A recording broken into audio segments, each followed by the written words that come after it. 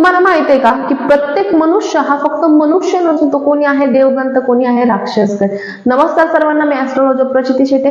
आजच्या व्हिडिओमध्ये एकदम आपण प्राचीन विषयावर बोलणार आहोत, देवगण, मनुष्यगण आणि राक्षसगण काय आहेत गण हे आणि कुंडलीत कसे ओळखायचे। तर सगळ्यात आपण देवगण बघूया। देवगण म्हणजे हे जे लोक असतात हे आध्यात्मिक वृत्तीचे खूप जास्त असतात, त्यांना पैसा नाही तर समाधान नक्की शोधत असतात। तसेच मनाने शांत, स्वभाव यांचा खूप सुंदर असतो, हे स्वतःसाठी नसून तर संपूर्ण जगासाठी नक्कीच जन्मलेले असतात। तसेच हे लोक जे आहेत हे जमिनीसोबत नक्कीच जोडलेले असतात।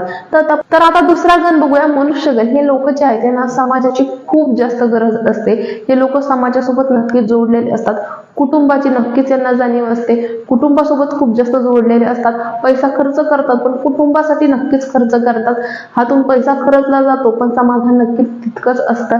तसेच हे लोक जे आहेत हे खूप कष्टाळू असतात, आपल्या कुटुंबासाठी नक्कीच धडपड करत असतात। तर आता सगळ्यात वाईट समजणारा जाणारा गण बघूया, तो म्हणजे राक्षस गण। तर कोणताही गण हा चांगला किंवा खूप वाईट असं कधीही नसतो।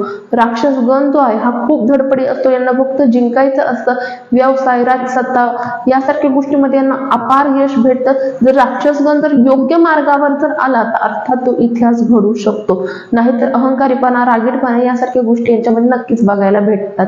ठेवा मित्रांनो, कोणताही गण चांगला किंवा वाईट नसतो, तुमची ऊर्जा डिसाईड करते की तुमचा स्वभाव डिसाईड करतो की तुम्ही कोणत्या गण मध्ये येतात। तर कुंडलीमध्ये चंद्र मंगळाच्या प्रभावाने ओळखला जातो, तुमचा स्वभाव, तुमचा कर्म डिसाईड करतो की तुम्ही कोणत्या गण मध्ये येतात। मला तुमचा गण जाणून घ्यायचा असेल तर कमेंट मध्ये तुमची जन्मतारीख आणि जन्मवेळ नक्कीच लिहा आणि गण टाईप करा। पुढच्या व्हिडिओमध्ये मी सांगेन की तुमचा गण कोणता आहे।